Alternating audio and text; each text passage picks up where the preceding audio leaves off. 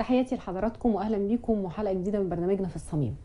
مع بدايه عام 2015 كنت مع حضراتكم وتمنيت امنيه ان احنا جمله يعني نتقدم بخالص العزاء لاسر الشهداء وشهداء الوطن. تمنيت انها تختفي، بس واضح ان احنا في مرحله ممكن تكون هذه الامنيه صعبه المنال الان. للاسف احنا ما زلنا بنفقد شهداء لحد النهارده في مصر نتيجة لأحداث إرهابية، ونتيجة لجماعة قررت أنها تتحدى إرادة شعب، قررت أنها تتحدى إرادة ملايين من المصريين واختيار ملايين من المصريين.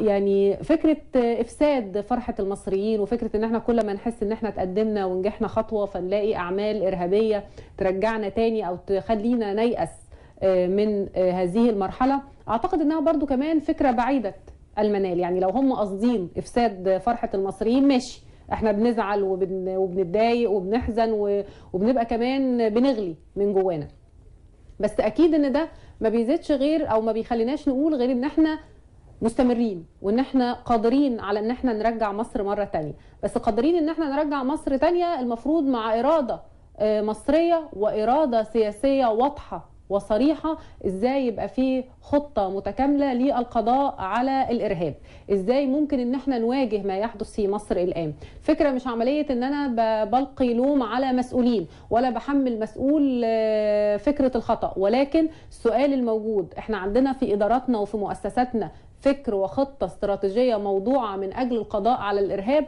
ولا احنا بنشتغل طبقا للأحداث؟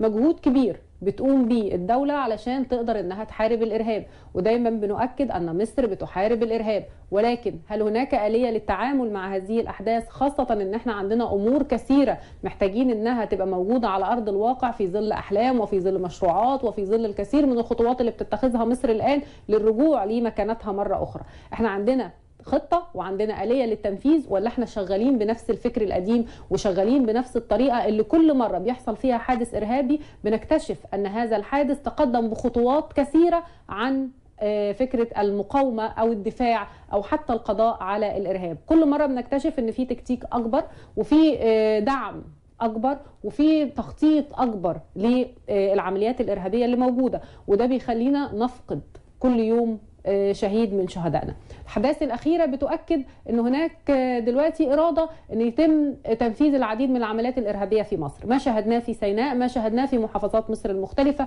وللحقيقة أنا بتقدم بخالص العزاء لأسر الشهداء، ويا رب يشفي كل مصابين اللي موجودين دلوقتي في المستشفى واللي ما بين إيدين ربنا، واللي أكيد ذويهم دلوقتي يعني ربنا اللي أعلم بيهم، بنتمنى لهم الشفاء وبنتمنى لهم السلامة.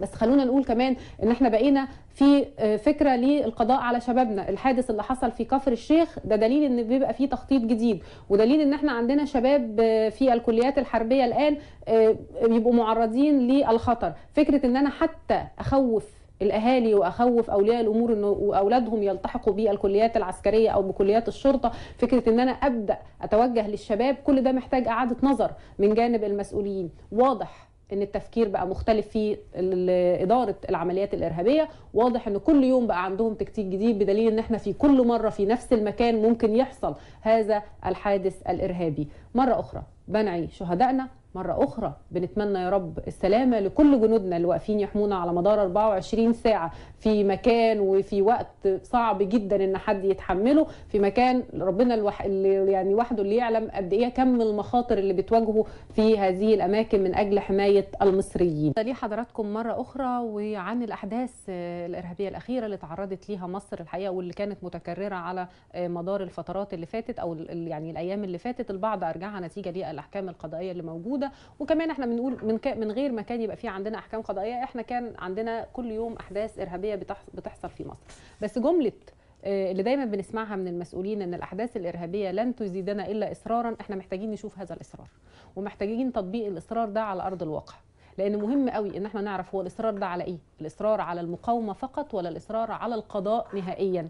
ان احنا يبقى عندنا تفكير للقضاء على الارهاب في مصر. محتاجين نعرف ان يبقى في زي ما بنقول خطط، مش فقط ان انا ادافع بس، او لا، يبقى عندي هجوم متكرر على هذه البؤر الارهابيه، واللي اعتقد ان المسؤولين عارفين وعندهم المعلومات اللي تؤهلهم ان هم يقوموا بالدور ده. والا لو المعلومه دي مش موجوده يبقى احنا فعلا في خطر حقيقي.